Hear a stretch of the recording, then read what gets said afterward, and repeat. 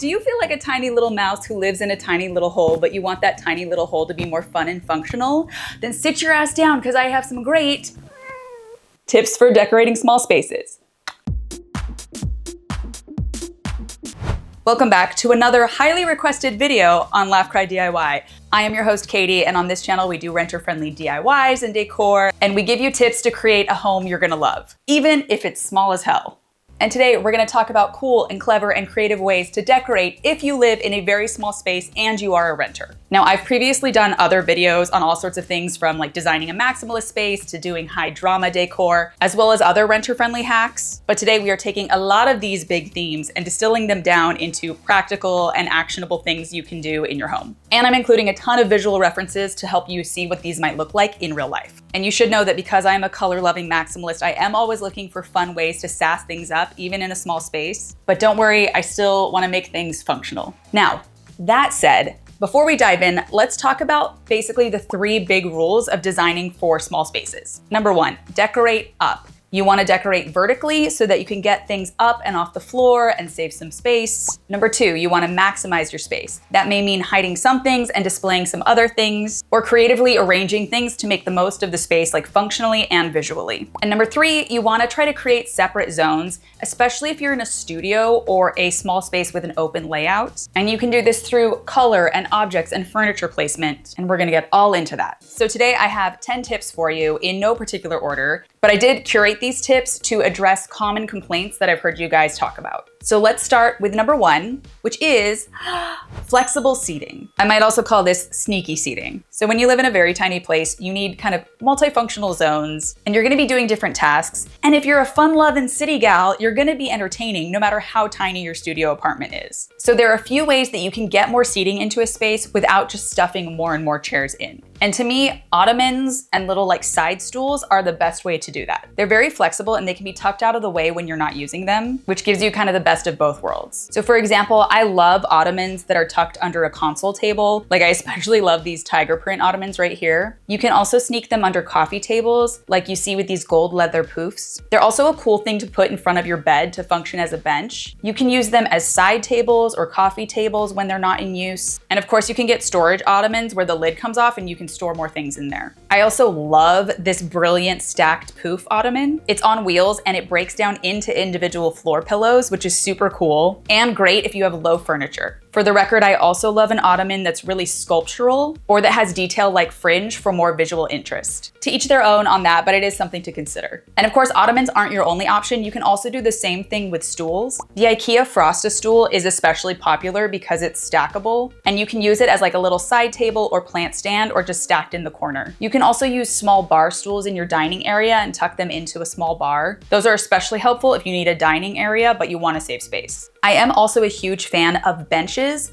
Bench seating, banquettes in dining rooms, benches at the foot of your bed, benches in a hallway. Those can totally serve double duty when you have guests over. They can store things. But of course, if you are someone who simply must have chairs and you can't stand the idea of like sitting on a floor or sitting lower down, I have seen more cool examples of storing chairs on the wall with cute hooks. And this is especially cute if you have very colorful chairs that can kind of be their own moment on the wall. Now, of course, you're probably gonna have multiple types of seating for multiple types of tasks and activities in your home. But the one big thing you do wanna do is be able to divide what those areas are and what they're used for. Which brings us to dividers. Dividers, whether they are screens or curtains or even pieces of furniture, can work wonders in your space. And one of the most common things people do in studios is use something like the IKEA Kallax as both a shelf and a divider. They usually use this to partition off like a living room or a bedroom. One problem in small spaces is that people do sometimes want to block things off, but you can do yourself a disservice if you put in a really like blocky piece of furniture or a really strong divider. I have 2 suggestions if you want to make things feel divided but not quite so like walled in. One is to use it as a half wall divider. This way you can still see through it into the other room, but it does feel like an intentional divide. I also thought this version with this kind of staircase step pattern is really cool, especially with the plants.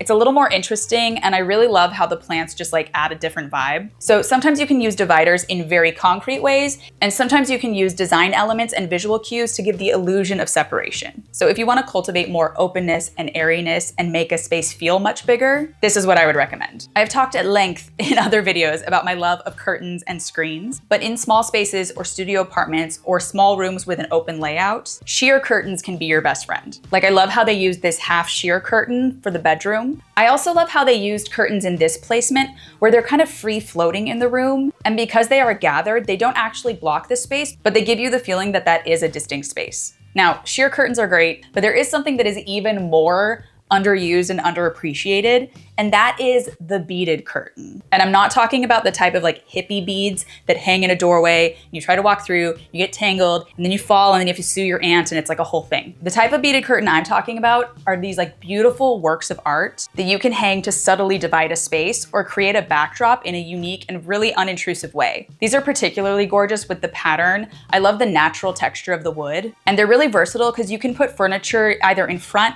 or behind it, and it looks like such a stylish moment. Now, sometimes you really do need to divide a space because you really do need privacy, but sometimes you're incredibly limited on how to do that. So I wanna shout out this brilliant hack that I saw. As you can see here, they added a curved rod in a corner and essentially created a small closet dressing room for privacy. I love that curtains can do a lot of like magic, witchery, and trickery. Screens can also be an incredible tool. I feel that they are massively underused, and I talk about them a lot because they are actually so versatile. And in small spaces, I would really recommend using screens that are translucent or made from very airy, light materials. For example, I love this beautiful cane one. I'm also a big fan of rattan as a material, like this gorgeous rattan screen, which is very open and airy and obviously lets a lot of light through. You can also use screens with other materials like this gorgeous colored glass, or you can find textile screens like this really incredible macrame version. And while you can place freestanding screens anywhere, it's extra dramatic if you have full floor to ceiling screens. They make these screen dividers that are like a tension rod, similar to the type of like shower shelf you might have in your bathroom. And they really give the illusion of being a wall without being so imposing. So when you need to divide and conquer, consider screens, curtains, and beaded curtains. And please send me a picture if you do, because I love them so much. All right, moving on. We're gonna talk about a very dramatic, a very bold, and a very effective form of storage in a small space. And that is floor to ceiling shelving with a built-in nook. Okay, let me explain. This is especially cool and stylish when you leave a space in the middle to tuck a piece of furniture into.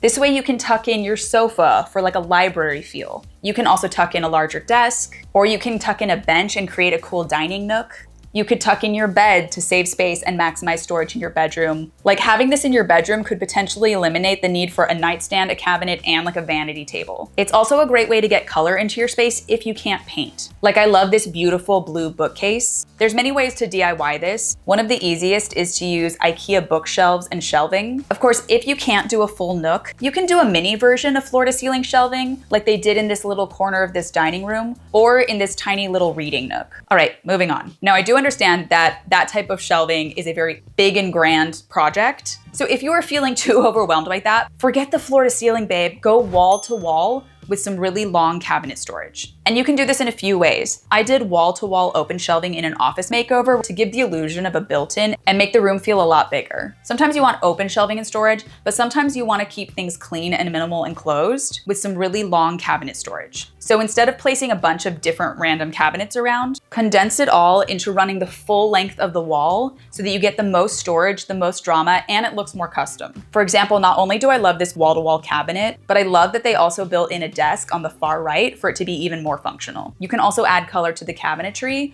or choose a really beautiful wood tone. You can also do a really low wall-to-wall cabinet, which also makes the space feel bigger. Pro tip, the IKEA Ivar cabinet is the go-to to do this type of project. It comes as raw wood, so it's easy to paint. You can put whatever hardware you want, and you can just add as many as you need to fill the wall space. Now, I did mention that pink cabinet that had the desk on it, and that brings me to my next point, which is using multifunctional furniture. So obviously, when you have a small space, you need every piece you have to work, and sometimes that means doing double duty. There are a lot of examples of multi-use furniture, whether that's like Murphy beds or beds with built-in storage, but there are some other kind of more unexpected ones that are very cool and creative that I am more partial to. For example, I love a combination lamp and side table. Like I love this one because it has a statement light as well as a 2-layer side table. So it really maximizes the space. Also, this type of combo like lamp side table is very popular in vintage furniture. I was just antiquing in Las Vegas and I saw a really cool like 1960s version. I also love hidden or like fold out desks. This is a gorgeous mid-century shelving unit that also has a fold down writing desk. And I know we already talked about screens like as dividers, but they also make really cool screens that can do double duty as shelving.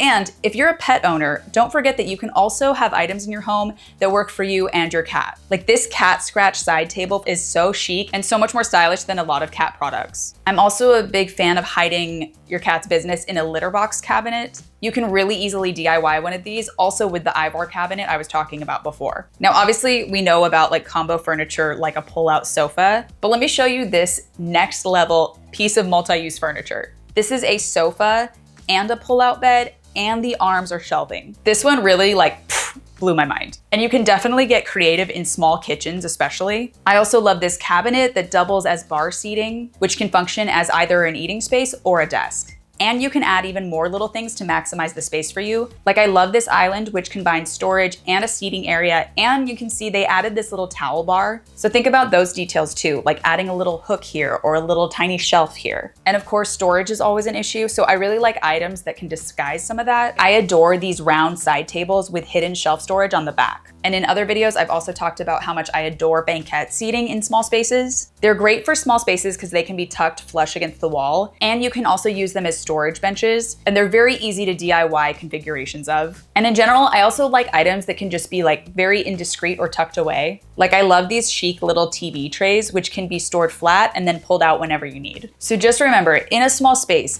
nothing should ever be what it seems only for that one purpose of thing. So we've talked about maximizing space through furniture and objects, but now let's talk about maxing a space through the lies and trickery and manipulation of mirrors. Now, obviously you can put mirrors anywhere to open up a space. I love a large entryway mirror so you can check yourself before you leave the house. And people love an oversized floor mirror in their bedroom or their living room. But frankly, those are not enough for me. If you're in a small space, I would encourage you to go really big and dramatic and mirror an entire wall. I've talked about this before, but this trick helps you essentially double the size of a room, and it makes you feel like you have so much more just breathing room. And you can do this in so many places. You can do it in a living room or on a dividing wall. You can also use it to designate a specific space or zone. Like I like how they used it here to create a little dining area. And again, I've talked about this before. You can get these 12 by 12 mirror packs from IKEA and just use command strips to put them on the wall. They can make such a moment, and I will link those below. Now, if you're not emotionally ready to do a full floor to ceiling wall to wall mirror, you can still take advantage of this effect. Like I love if you mirror the back of a shelf unit. You can also use mirrored cabinets or closet doors to get that same effect. And I will tell you one of my sneakiest tricks of all time, and that is using mirrors as fake windows. I did a virtual makeover on this channel where I faked a window using a mirror to create more symmetry in the room. And we dressed it up with curtains to make it really feel like a window. This hack works especially well if it's opposite of a window. You can see how they did that here with really large fake windows, but it can work in a windowless room too. Like I adore how they dressed up this mirror in this dining room, which could also work in a bedroom. So whatever you do with your life, just don't forget the magic of mirrors. Now let's keep this illusion train going by talking about how you can manipulate your space using scale. Specifically, undersized furniture. Now, I know that this sounds like something that people obviously do in a small space. And yes, they might get furniture that fits in the space like a table or something like that. But when I say undersized furniture, I'm talking about furniture that is like much tinier than normal, much more narrow than normal, or much lower than normal. This type of furniture is great to increase the function of your space, or again, designate a particular zone. For example, I did a video on the channel at an Airbnb where they created this really cool sitting area from really small, low chairs and a low coffee table. It was free floating in the space, but because it was so small and low, it just didn't feel intrusive at all. And it was a really cool visual vignette. I love that they did a similar thing here where they used 2 tiny poofs and a small stool in this entryway. I think it is so cute and unexpected, and it's really great because the furniture is so low that it doesn't feel like you're really blocking that entryway transition. And instead Instead of using low furniture, you can do this with very narrow furniture. Like you can see how they use this very narrow kind of console table as a mini kitchen island, or how they use these really narrow nightstands in a bedroom. And speaking of very narrow furniture, I also really love a very narrow sofa table that runs the whole length that you can tuck between the wall and the sofa. This is a great option if you can't fit in end tables.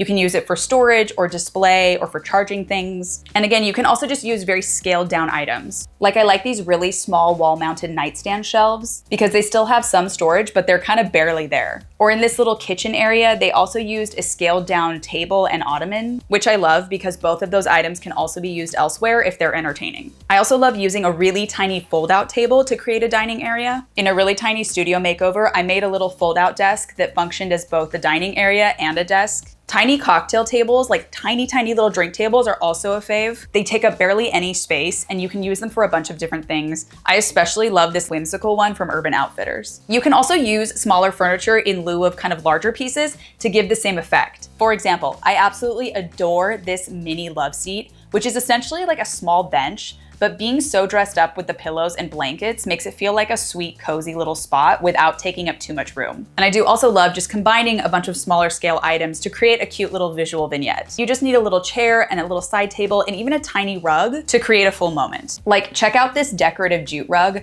It's really small and pretty impractical kind of anywhere else, but just placing it in this little corner makes it such a great moment. I'm also a big fan of doing a really small little sheepskin throw or rug underneath a chair or an ottoman, just to add a little hit of coziness and texture in the space. Again, I really love tiny stools or benches or ottomans for this. And I know at this point, you guys should have a drinking game for how many times I've said the word ottoman, but I'm not gonna be silenced.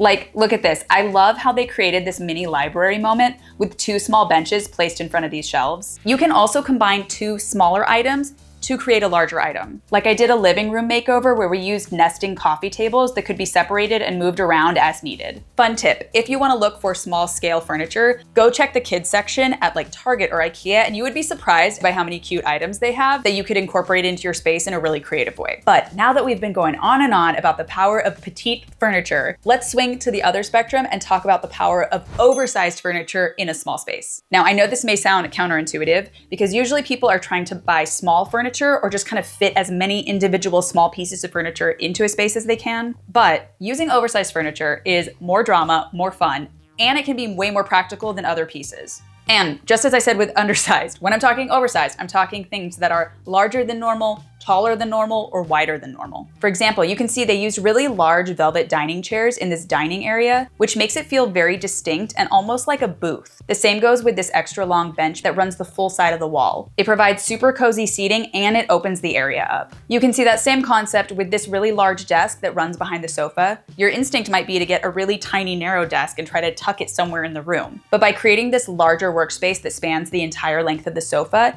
it feels more cohesive and less disruptive. Now, one thing to note, a lot of spaces, no matter how small they are or homes, sometimes they have a funky layout or a weird nook or an alcove or just a funky dead space. And you can use kind of smaller size furniture to make a vignette there. But sometimes it's way better to use a really large piece of furniture there. For example, this is a really oversized leather ottoman tucked into the corner of this room.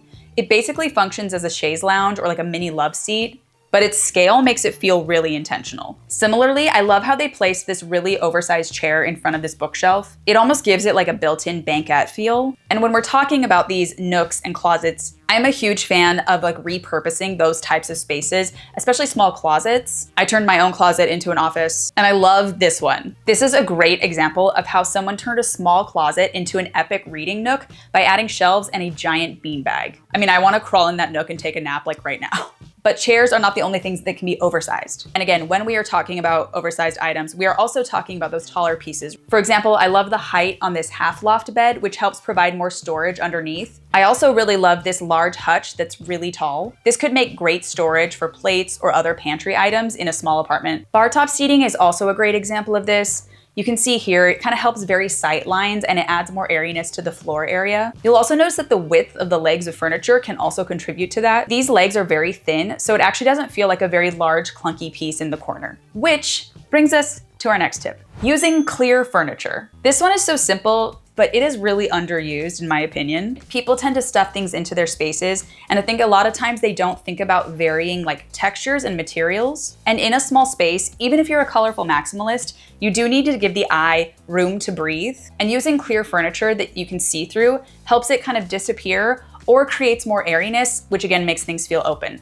Also, should we do a drinking game for how many times I've said airy and open? Anyway, you can achieve that open airiness by mixing up materials like glass or acrylic. For example, I love this acrylic coffee table in this studio. It just makes the space feel so much more airy, even with the items on it. You might also be shocked to notice in this same image that they also used a clear divider in the space. This may be controversial, but it's a perfect example of giving the illusion of a divide without a heavy visual barrier. Acrylic furniture like these ghost chairs are really popular. I also love this little acrylic stool in this bar area, which really makes it disappear. This bar cart is another great example of breaking up the visual heaviness. You can also achieve this effect with like translucent furniture, like this colored acrylic side table. You can also incorporate this same idea into smaller items in the room, like an acrylic tray or a glass lamp, or even things like furniture legs. You can actually buy these lucite legs and add them to your sofa or a cabinet. Furniture with glass doors can also be great, like this red bar cabinet. Even though there's items in it, you can see through the sides, which makes things feel more spacious. But if you're really not into acrylic furniture at all, or like you are too scared to have a bunch of glass furniture around,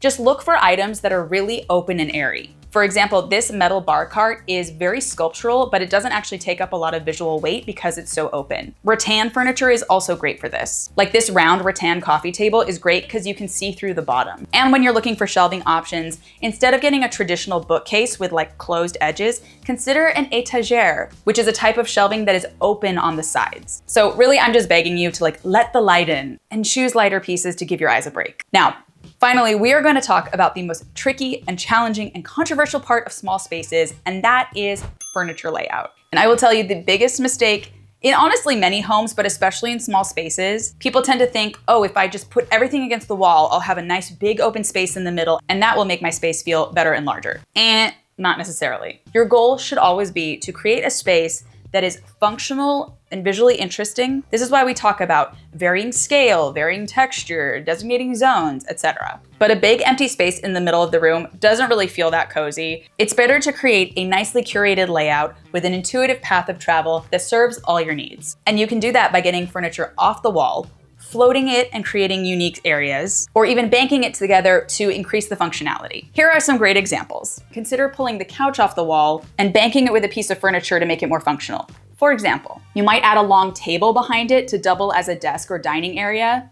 And I especially love that this one has the little stools that tuck all the way under the table. In this approach, I like how they added the small table and chairs to create a little like seating dining area, which by the way, you can also let go of the idea that your dining area has to be in your kitchen or adjacent to it. For example, you can see in this image how they placed it in between the living room and the bedroom. And yes, that is a table against a wall, so you don't always have to float your furniture. But I just want to say eating areas can be other places. Back to sofas. You can also place a long bookshelf or cabinet behind a sofa. I really love this one that wraps all the way around the sofa in an L shape. Just feels more intentional and stylish. A long, low bench also works. Your sofa can also work as a divider on its own. For example, you can separate your bed area from your living area by placing a sofa at the foot of your bed. You can really see how they did that here with this little love seat. They also did that here with a sofa and a long, oversized coffee table as well as a poof. They did a similar thing with this cabinet, so you can get bedroom storage, but in a more effective configuration. And again, I want to remind you of that small seating arrangement with Undersize Furniture. That was a really unexpected placement, but it totally works. And you can get very creative with these types of furniture layouts, because you can bank furniture as well as other decorative items. Like in this example, they banked a sofa against the bed,